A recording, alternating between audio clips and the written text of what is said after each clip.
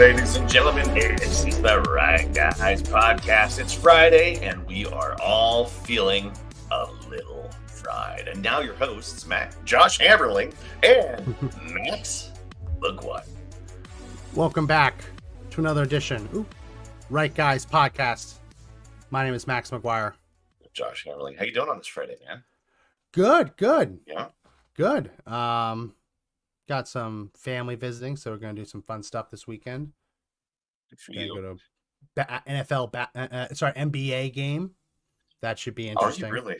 Yeah. My son likes basketball, so we're going to go and see how long I can survive an NBA game. So just remember, if you can get a scholarship doing it, you're going to be a basketball dad. Yeah. Well, that'd be hilarious. Did you see? I'll see if I can pull it up while we're going, but there was a white guy with like really, really big glasses shredding it up on the basketball court. I forget this. I think it was Indiana State. Yeah. It's almost like he's watched every single Larry Bird highlight ever. And emulated it to death, right? Like but that's the beauty of the sports, right? Is you get to watch the people in front of you, so everybody gets better and better over time, right? You expect everyone to get better at it, and they're calling him Kareem Abdul-Jabbar as a little nickname. I don't think you can hear it, but no, that's okay. Is he hot with the ball? I mean, can he shoot? Look at that! Nice passing. I like him. Nice passing. Yeah. Yeah, he's 2-1-1. And he's got these thick glasses. I know, right? So it's possible. Yeah, it's possible. It is possible to get a scholarship. What? It's like a white guy. My son, I guess, can dream. Right. My son can dream. He'll be there. So talk about sons. Hey, remember when Hunter Biden was like had a testimony and his lawyer comes out and he's like, well, that's the nail in the coffin. It's over. It's over. Yeah, like, it's over. There's no testimony beyond that. But Hunter Biden says, I sat before the committee. I told him I did nothing wrong. That means I did nothing wrong. That's where we're at as a country. Like Hunter Biden said, I didn't do this. Yeah. So then they run out and do a victory lap and say, oh, well, he didn't do it. Crackhead said he didn't do it, so he didn't do it. Do it like crackheads didn't lie. And what's amazing is that the media was just carrying that water all the way through. I mean, it made the news cycle as though that was over. Yeah, like it's done. Here's a clip of AOC saying that it's over. We just witnessed over the last hour was, I think, a deep sea fishing expedition because the Republican case has completely fallen apart over the last several weeks. After it's been exposed that the critical, one of their most key pieces of information was based on a source that was in communication with Russian intelligence. They are now trying to scramble to find anything. So we gotta at least point this out. This guy was a FBI source because he had access to Russian government officials, Russian intelligence. If the FBI and the CIA, they're not going to pay someone who doesn't have access to information. So they're now twisting this and saying, oh, well, because he has access to that information, obviously he's not credible. When the GOP-led House Oversight Committee wanted all the information on this source, Biden's FBI refused to give it to him by saying he was so valuable of a source. And now it just flipped the switch. And now they're like, oh, actually, we're gonna prosecute him now. And the irony is that the prosecutor going after this source, who he did say a lot of the stuff that helped prompt this investigation, is the same DOJ prosecutor who was trying to give Hunter Biden the sweetheart deal that the judge shot down. Really? Same. No way. Yep. Well, really? Seriously? Yep. I didn't know that. Yep. Really? Same DOJ official. So it's like we just caught this guy trying to give Hunter Biden a sweetheart deal. And now what does he do a couple months later? Oh, well, he's actually turning on the source that helped kickstart the Hunter Biden and Joe Biden investigation by basically throwing him under the bus and saying, no, you're bad now. So yeah, it's all a game. It's none of it's real. Right, like a shell game of just don't even know what to say to that one. That one really is like, Same DOJ official. Same one. I mean, if there was just an indication of impropriety, I mean, why would they be allowed to even make that call? I mean, they Yeah. should be completely recused at that point, right? Yeah. Like out the gate.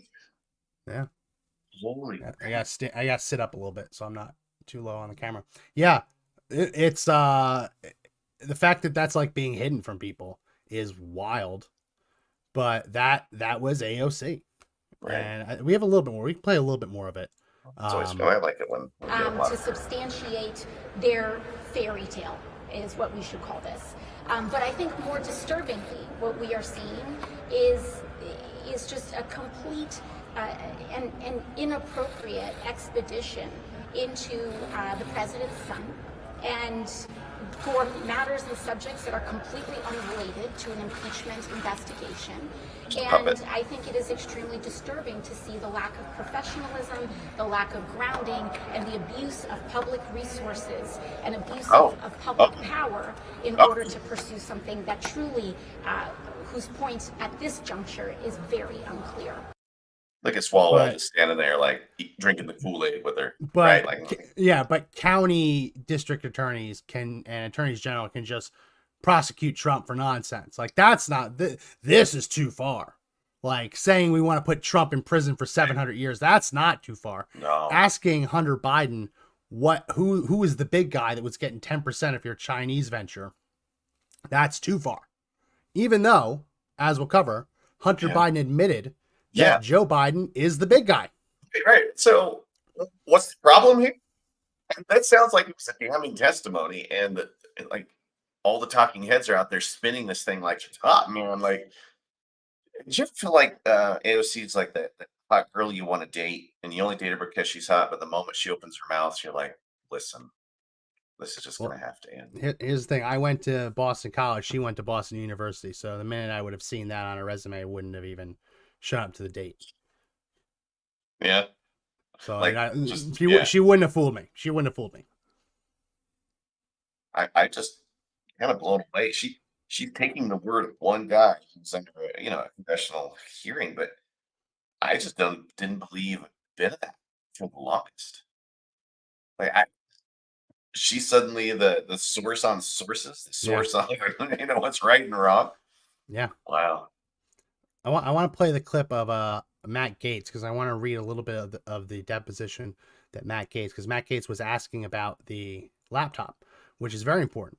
The laptop, we were told by the media, by tech companies, by the so-called intelligence experts, we were told that it was Russian disinformation, and they literally put their finger on the scale to affect the 2020 election. In doing so, Matt Gaetz was questioning him about the laptop, and Democrats didn't like that. But here is Matt Gaetz coming out and speaking to reporters. None more interesting than when Hunter Biden told us that he joined the Burisma board to counter Russian aggression.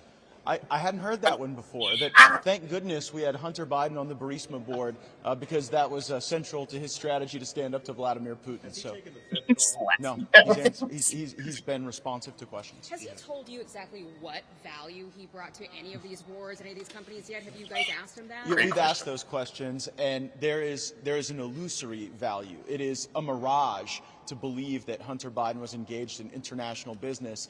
This was a bribe masquerading as an international business transaction, nothing more, nothing less. Can we just quickly ask you? Do you still feel the impeachment inquiry is heading in a direction where you'll actually be able to vote on articles of impeachment? Well, here we're asking questions about these corrupt business practices. I'm not really framing that through the lens of next steps. I'm just trying to get the facts. But it's a setup. I mean, it's a setup for something of such, right? So the reason that these happen behind closed doors when the cameras aren't running is because they've had other depositions. They've had other people give testimony. And you're not going to get Hunter Biden in there admitting that he did what you're accusing him of doing. Right. Like he's smart enough. He's a crackhead, but he's smart enough to not admit to all of this, right? And his lawyer's sitting next to him, making sure he doesn't admit to all of this. You're never going to get them. What you do in this is you ask them very specific questions to build a narrative that they might not even know what you're aiming at, right? And there were definitely moments in here where Hunter Biden advanced the overall narrative. Just so we're absolutely clear, just so we understand what is being alleged, Joe Biden, as vice president, was financially benefiting from these business deals that Hunter Biden was signing, running around the world. But he was signing them using his father, name dropping his father, bringing these business people to meet and have lunch with his father, picking up the phone and having his father call on speakerphone in the middle of these business meetings, lending credibility. And we know from the documentation that he was intended to be a big part of this, because as they're building these companies that are going to handle all of this wealth coming in from these deals, right, 10% was going to be set aside for the big guy. Cha-ching. Ka-ching. We've long suspected, Tony Bobulinski has alleged, that Joe Biden was the big guy. Hunter Biden, in his testimony this week, confirmed that Joe Biden is the big guy. This makes sense, because for months they were saying that the big guy is not Joe Biden. It's just not him. And it was denied for first couple of weeks. And now we've got, or a couple months, and now we've got Hunter out there actually saying it. And just because your dad wasn't on every call doesn't mean he wasn't invoking the power of his name. Yeah. You know, how many times in those text messages sitting there telling people, I'll get my dad involved. I'll send my daddy after you. I hold a grudge forever, right? I mean, the brand is there. It proves that there was a brand that they were selling that is Joe Biden. In these Burisma deals, he was getting cuts. I mean, this has, I mean, it smells like real mafia style stuff, right? The boss is getting his taste. He's getting his taste all the way up to the top for doing nothing other than making a phone call. And is this? Yeah, this is it. Like, this is one of the bits where Hunter Biden was denying that he ever met with his daddy and his business partners at the Four Seasons. But another person who had testified said that they were there meeting at the Four Seasons. So Hunter Biden, in his answer, said, no, I mean, I know I've had lunch at the Four Seasons a number of times. I don't ever remember having lunch with Mr. Yi at the Four Seasons in which my father stopped by. But again, I'm telling you, I don't contest Rob's memory of it. If Rob is certain of that, then it most likely happened. It's because he was on crack? I'm sorry. Sorry. No, it's a good question. This is something that's really hard, and other congressmen have said this. When they ask Hunter Biden about the business side of it, like the legitimate business side of it, he presents himself as this savant, as this expert, as this genius level business acumen. Like, oh no, of course they hired me to help run Burisma. They valued the advice that I gave them on any number of issues, right? But then when they ask him a simple thing like, did you bring your laptop to be repaired in Delaware? He says, I don't remember. So on the one hand, he is this savant, expert business acumen genius, but he's also a crackhead who can't remember anything. And he's trying to straddle that fence and use both explanations. And it really, he's trying to say, I can turn it on and off. One day I can be a genius. The next day I'm coked out of my mind, asleep in a gutter somewhere. And I don't remember what I did. It's very strange. It's very strange. I don't see how that equation balances, man. It just doesn't. I mean, when you've got that much negative on one side of an equation, right? It doesn't want to balance. This guy, he misplaced a gun. Yeah. Or he left a gun in his car completely unattended. It hasn't thrown away, right? And yet he's sitting there being like an asset, like alleging that he was an asset for the United States, trying to get rid of Russian disinformation.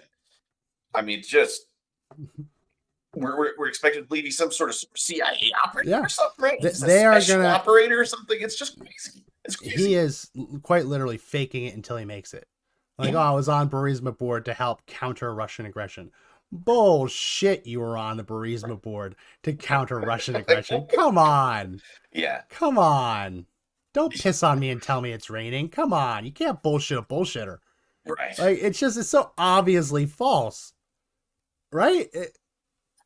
And then, this is under, he's raised his right hand. This is under testimony. He's been sworn in.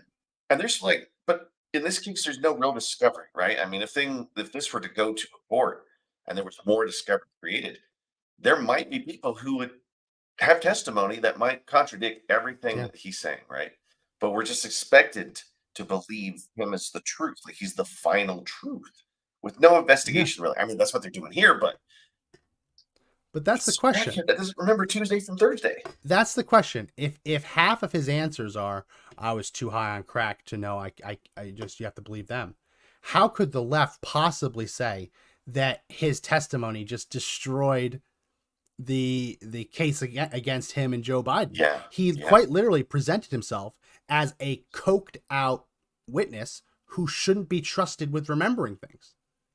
It's quite literally what he said. I can't remember. I was high. Sure. That's And your like, defense? I was a crackhead. and here's one of the bits. They asked him about that text message that he sent to a Chinese businessman, basically shaking him down, saying that my father's sitting right next to me and we expect to get paid on this. We know from the investigation that and from the laptop, remember the laptop is saving those text messages, including the metadata. We know that when Hunter Biden sent this text message, the metadata says he was in Joe Biden's house. That we know that. We know from the timetable he was living at Joe Biden's house. He now says that Joe Biden wasn't sitting next to him.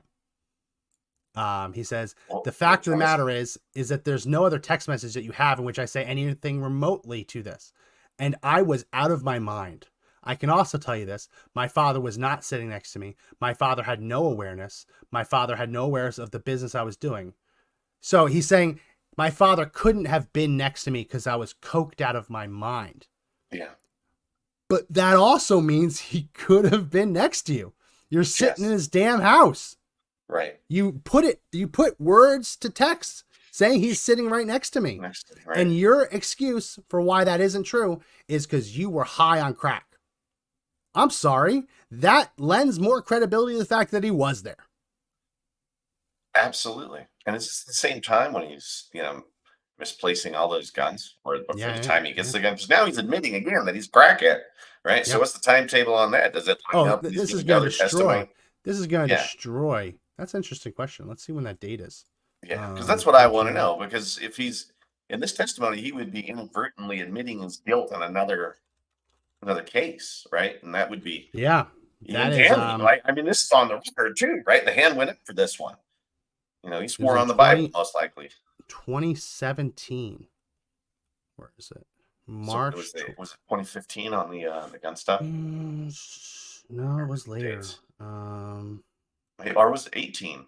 Because if it kind of puts timelines into question, right? Because now we're piecing together the when and how's July 30th, 2017. for the. That's when he sent the text. Okay, interesting. And then what does that line up with his? 20. He bought it in 2018.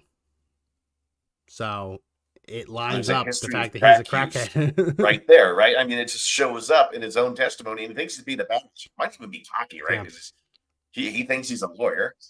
He was, right? He was a practicing lawyer. He thinks he's good at the argument, but he may have just shot himself in the foot with some of this stuff, right? I was coked out of my head.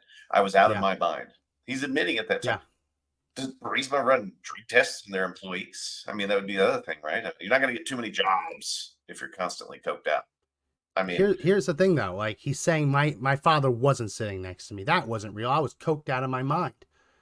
But then he also admits to trying to set up a lunch between the same Chinese business people, him and Joe Biden.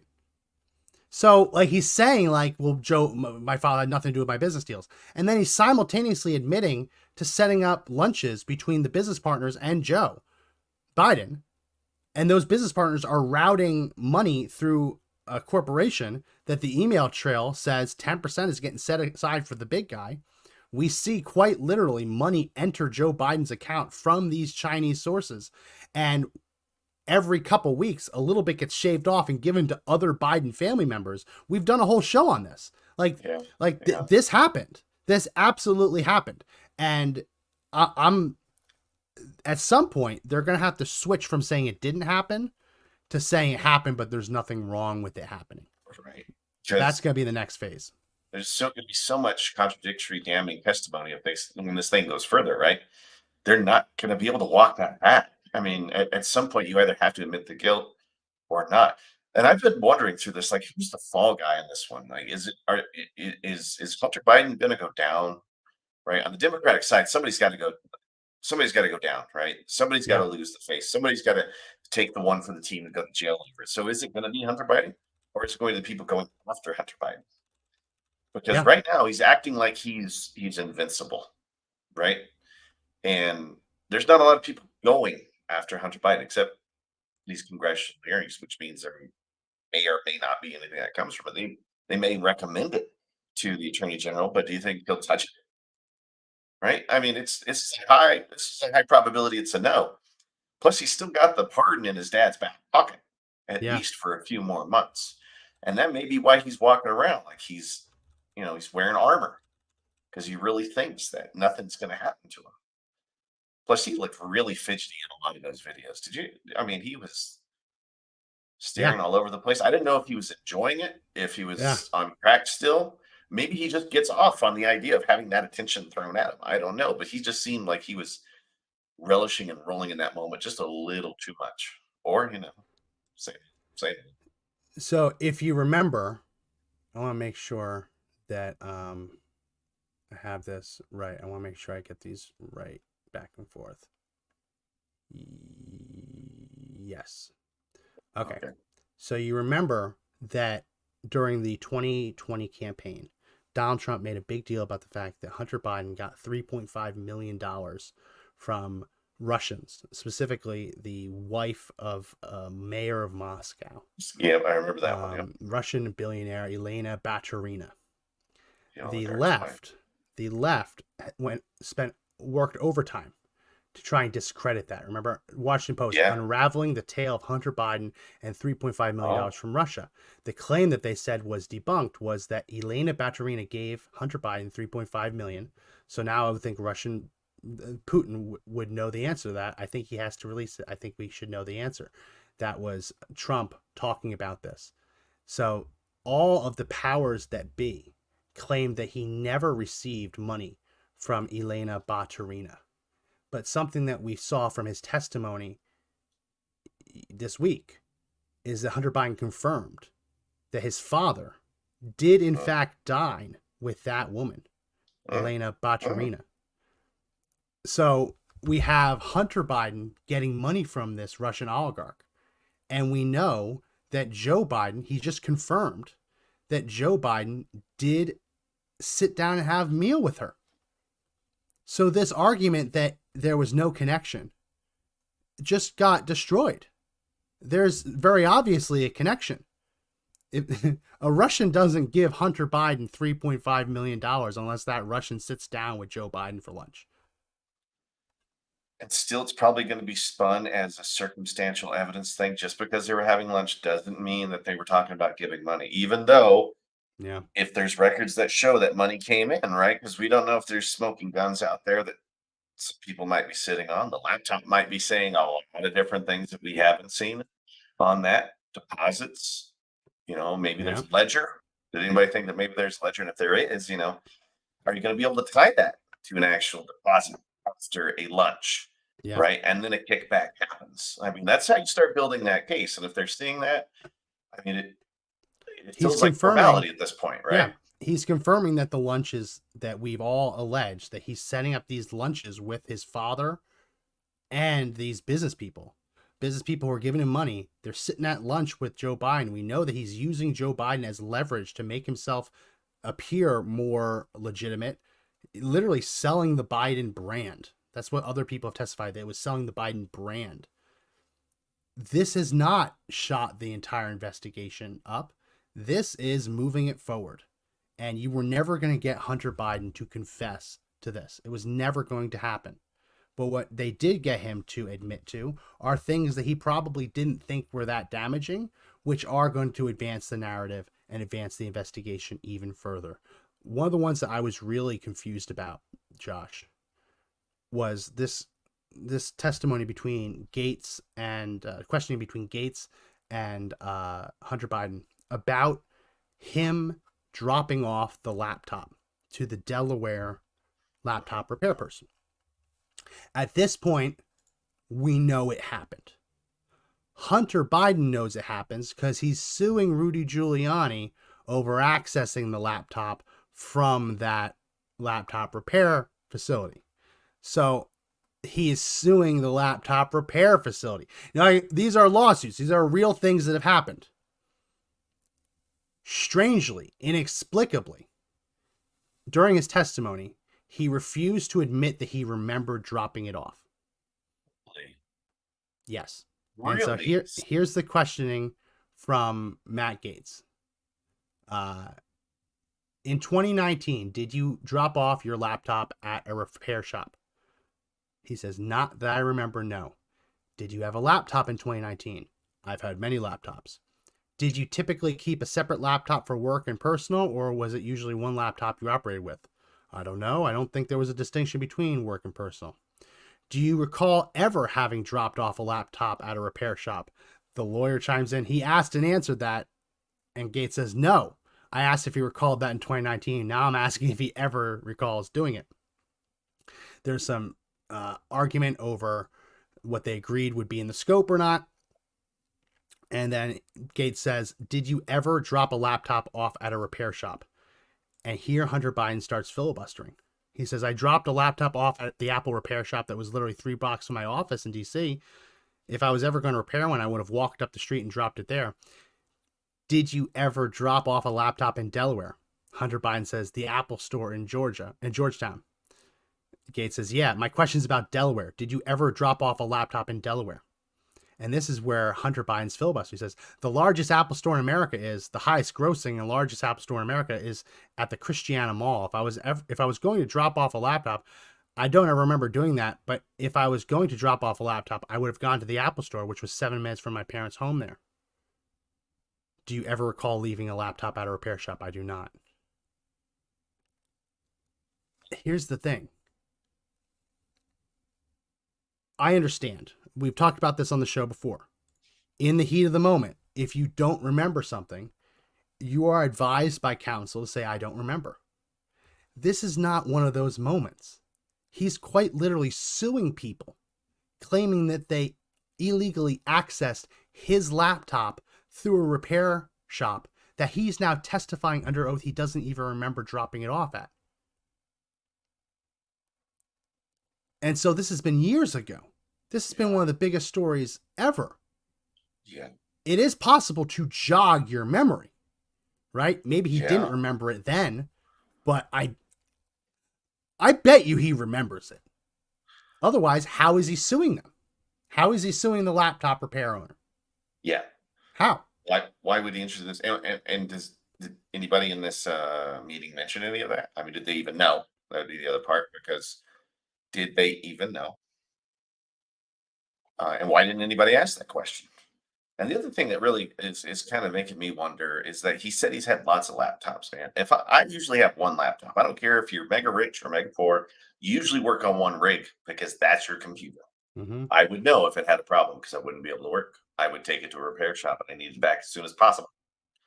So 2 things happen there. Either he has so many laptops that he's put out there, he doesn't know where they're all at, or he's got that one and he was so cooked out he missed it.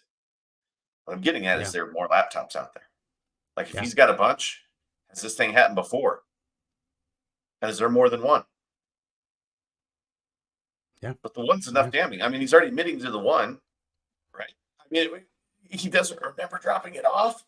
I would not forget my laptop, man. I live for it. I need it. I work off it. I don't deny the possibility that he's coked out of his mind.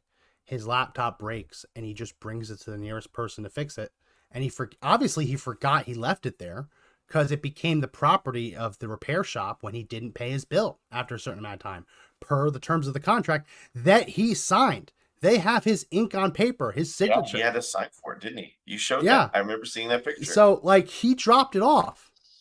And this attempt to say, well, I don't remember dropping it off. You can have your memory jogged. You can have your recollection assisted. At this point, that has happened. Or the alternative is, all of these lawsuits that he has against the laptop repair shop, against Rudy Giuliani, they have to be dismissed. He just testified under oath to Congress that he doesn't remember ever dropping off his laptop at that repair shop. That's it. You can't then it's not his laptop. Is that you can't have it both ways. Right. You can't sue me say over it's not my that's laptop yours. and you stole my laptop. Yeah. You can't have it So both which one ways. is square that circle? You can't. I mean, it's and Gates, like his line of questioning, he's a lawyer, as I understand it. So his line of questioning is really pointed. And he came out of that thing smiling, man. Like he didn't feel like when he walked out of there, his body language did not say, we just got smoked, right? He didn't just say Yeah. that the whole thing is closed. He came out realizing they've got more than they had before. And this thing will continue, which is why they came out swinging on the other side saying that this thing's over.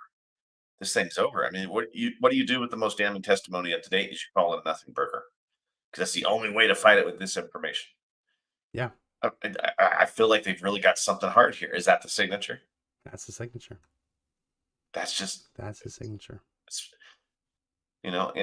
All I could think is, what if there was a person out there that was trying to get him busted, and they're the ones that dropped off all these laptops, right? And he doesn't remember doing it because he didn't do it. Highly unlikely. Yeah. But he lives in a world where he thinks he's a badass political mover and shaker, right? If he was acting like a spy and people wanted to spy on him, like if he's making that claim, that could certainly happen to him, Your Honor. You know what I mean? Yeah. Just trying to set up and weak arguments in that. That's just so weak. It's just wild how, we've seen it a couple times this week now, how people can be quite literally caught dead to rights. Like that, what was it? It was not the Fannie Willis attorney. Yeah, they hand over. He says, "I never told her this." They hand over the text messages where he says it, and under his breath he just says, "Damn, and then he proceeds to lie through his teeth. Here, Hunter Biden says, "I can't remember ever dropping it off," even though he's suing them for stealing it, for taking it. Even though he signed on the dotted line, even though the FBI has confirmed it is his laptop, right? It's at some point. Damning, right? Yeah. Every other points in this deposition, he says, "Well, listen, my memory's not good, but if they say I did that, I believe them." But he's not willing to do that with this, which is interesting. Despite all of the evidence mounting that that is his laptop, he did drop it off. It's just hard to understand how people are so comfortable with lying. He's so comfortable with believing he'll never be prosecuted that he's actually admitting to be a crackhead while he's under indictment for unlawfully possessing a gun while being a crackhead. Like that's how comfortable he is that nothing bad is going to happen to him. I guarantee you Joe Biden said he will pardon him. You don't do this if you actually risk the ramifications. Wow. You don't. Yeah, I would. Yeah, because you walk around, when you got that kind of ego, it's like that chip on your shoulder. You're wearing that pin. You're trying to show everyone, I can't get in trouble. I can't get in trouble. Yeah. And he's been flaunting that in everybody's face. Yeah. I mean, and how could he even consider that, like, his testimony to be even remotely accurate? Because if he is a crackhead at that time and his memories are so fuzzy, any statements that he would give, I would have to assume is either built on lies or memories that are false or may not even exist, right? I mean, he's admitted to not being all there. He wants to have his cake and eat it too. He wants to be, I'm so smart at business. You can believe me when I tell you that they hired me for my business acumen. But also, by the way, I have no idea what you're talking about because I was completely a crackhead. You know what I mean? Like, you can't have it both ways. Crackhead. He was a high-functioning crackhead. Yeah. He was capable of doing crack and still doing work for Burisma, where he was helping protect the United States from Russian aggression. You know what I mean? Like, what is that? Are we really supposed to believe that? But you're right, Max. There is just a huge, constant middle finger in everyone's face from all these testimonies. They just don't care. They are walking out there. They are flipping everybody the bird, and there's nothing that you can do about it. Right? That's the way they see it. You can't touch me. You can't. Joe Biden is too demented to remember details, so he can't be prosecuted. Hunter Biden is too much of a crackhead to remember details, so he can't be prosecuted. They all have these really convenient excuses, which, if we were actually in the interest of justice, they'd be prosecuted for all of that, right?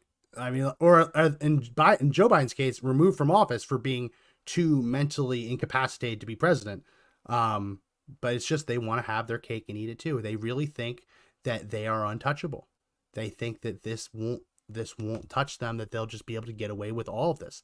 They can either run out the clock, or God forbid it actually does start falling down on them, Joe Biden just pardons his whole family and rides off into the sunset.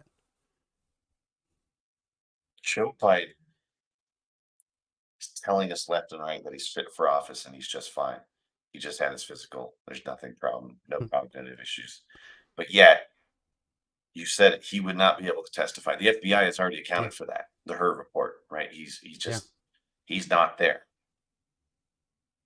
How could you, as the president, give someone a pardon if you're not even aware of what's going on? Even though it's his own son, right? I mean, in 6 days, Joe Biden is going to give the State of the Union address. He is too demented to give testimony before a jury of his peers, but we're expected to believe that he's fine to give a speech before the world. It just doesn't add up. It doesn't add up. Hunter Biden is too much of a crackhead to remember doing anything, but also has a fabulous memory when it comes to saying all the things he needs to say, as AOC says, to undermine the case. He's smart enough to say I did nothing wrong, and also smart enough to say I was too high to remember the things you think I did. It's just twisted. It's just twisted. And meanwhile, Trump is facing a judgment because one judge in New York thinks that he overvalued his property a little. It's insane. It's insane, the double standard at play here. they just don't care how they flaunt it. I mean, this is real political screw you overmanship. I just made that word up on display, right? The hubris on their side, right? I mean, they are flaunting it in our faces, and yet denying it's ever happened. Some places. Is this where we're at with the justice system? Justice for some, but justice for none. You know, it feels that way constantly. If you and I were to be the ones that owned that laptop, we'd already been slapped with. They could have just chosen the bounty of charges because of what was on that laptop. Compromising photos, maybe evidence of kiddie porn. Right? There were some serious allegations of the stuff that were on that PC, on that laptop. Yeah. Anyone else would be facing lifetime in prison. They would. Yeah, you just walk around. I'm just reading an article which is It's mind-boggling. That Hunter Biden is saying that the cocaine that the feds are saying they found was actually sawdust, which is insane because they literally, I mean, there's a picture in the evidence of like sawdust that looks like it's put into lines, which like that's funny. It's entirely possible that he was snorting that. But what they also found is like his crack pipe. You know what I mean? Like it's like what are we doing here? Like what are we doing here? What are we, like? Just tell the truth. Tell the truth. They'll be in prison so fast, but they'll be pardoned, right? Yep. They're not going to face anything. Gosh, yeah, I had to get out of jail free card. That'd be great. It's like this whole monopoly. It's like a game of White House Monopoly right now, and they're all just trying to get around the board. You know, make $200 as you go, gobble up everything they can instead of governing the world, governing us. You know, governing for the people, not us, but governing for the people. They're not doing their job. Yeah. And what's the book deal going to look like for Hunter? Right? What's that going to look like? Probably something like his art deal. Yeah, and it's going to happen. My life as a crackhead. You know, my dad, the president. We already did a book deal, and that book deal is why he's getting prosecuted. That's right. They're literally citing his memoir. So I have a feeling he's not going to write a book, because the book is literally Exhibit A. Imagine being the lawyer. I mean, like knowing what's going on and having to Yeah. just like all you got to do Yeah. is sit there and maneuver. You're just thinking about law maneuvers all day trying to get around this. Yeah, But it helps when you got really powerful friends on your side, like district it attorneys, does. Yeah, you know, DOJ the officials. president Yeah, of the United States. yeah, It's yeah. crazy Well, stuff, man. we went through all of this. I'm sure there'll be more. I haven't had a chance to read all of the deposition, but as we read through and we find more, we'll definitely talk about more. Anything else you want to talk about? Any final words before we wrap up? We started a little late, but Yeah, it's that time. it is. I did some training today. I was going to share it with you. I don't know Oh if it's worth yeah. watching. Pull it up. Yeah, I this is thought fun. you might. Oh, here, let me find it here because part of me is like, well, maybe I should show it, and the other one's like, well, it really sucks when like you do something like that. It hurts. So just bear with me. Bear with me as I'm trying to talk. As my he way through loads here, this. right? You're gonna So love it once we get Josh there. does self-defense training in Oh, Colorado. sorry, Oh, it was going early. So yeah, I do self defense. I just know that I still feel like I'm a beginner. I have a lot more failures than sorry. I do successes. But I'm not there yet. But to get your black belt, you have to get tased at Rocky Mountain Self Defense and Fitness. So my mentor in the orange shirt behind me is John, and also know that one of the connectors is on my left ankle and the other one's on my right shoulder. So the longer the arc in a Yeah. tase, the worse it is. And I Oh, didn't why? know that until after you told me. Why that? Why would they do that? What? Like, that doesn't usually happen. If someone No. shoots you with a taser, usually the barbs don't hit you on Right. opposite ends of the body. Correct. And that's enough to make some people just go "Arr," and fall over, Yeah, right? yeah, Like it's yeah. instantaneous. So this is my tasing for the All training. right, if everyone's Josh got ready. Here we go. tased. Don't laugh at me too hard. We can go 10. No, five's fine. Fine. All right. Thanks, Joe. It's gonna All right. You ready? Yep. Whenever it's gonna happen, it's gonna happen. Please. Oh God, it hurts. That was awesome. He's like, stop, please, stop, please. They're just laughing at me. Could have It been hurt, worse. like, You it could have screamed like mommy. It could have been I worse. can't draw my weapon. I don't want to do that again, man. No, I mean, we're gonna take now. You ready? No, please, no. Seriously. I'm done. My body's in so much pain right now. It's not even funny. That was a long. Like seriously, I'm not that tough. That was a long one. He hit me for 5 seconds. They don't usually go 4.9. that long.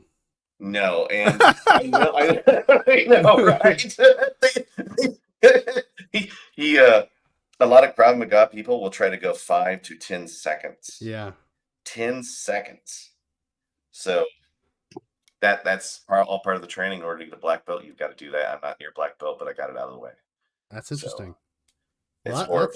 well, now you know what it feels like. I don't think Nope. that will help you if it ever happens again. I think next time it's No. going to be just as bad. Yeah, it's horrible. And that was the worst fight. Like everyone says, what's the worst moment of your life? No, that was the worst 5 seconds of my That's life. bad. That was like awful. So I hope that all makes you laugh. I hope it's levity at the end of Friday. And where can Because- people in Colorado come get training with you? Yeah, at rmsdf.com. That's rmsdf.com. That is Rocky Mountain Self Defense and Fitness. John's out there. He's a 4th degree Krav Maga, and he's skilled and he teaches very, very well. But if you want to get to a black belt, you've got to you got to ride the lightning, as it were. No pain, no gain. Literally. Next time is pepper spray and having to defend myself. Oh. Like, which one's Ooh. worse, right? Taser's Ma- over in about. I might 5 come out. seconds. I might come out for that one.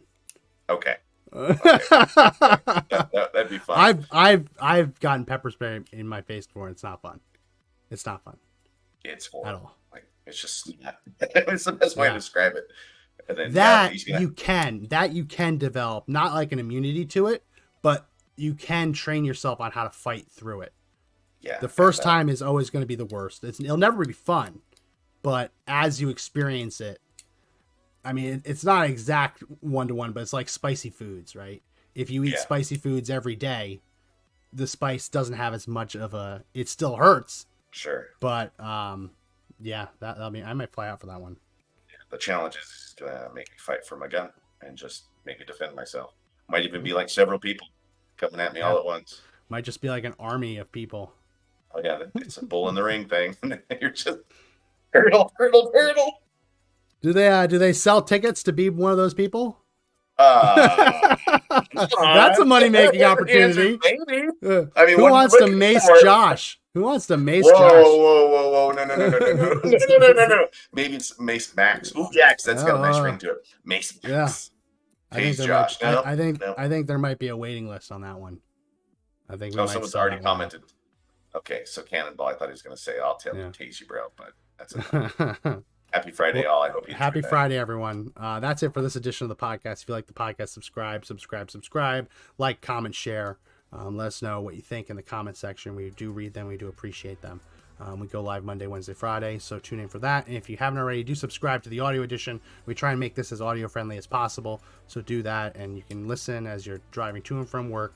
Try and make it as convenient as possible. That's it for this edition of the podcast. My name is Max McGuire. I am Josh Amberly. Remember, everyone, the fight to take back the country is not over yet, but the only way we win is if we all stand and fight together. See you next week. See ya.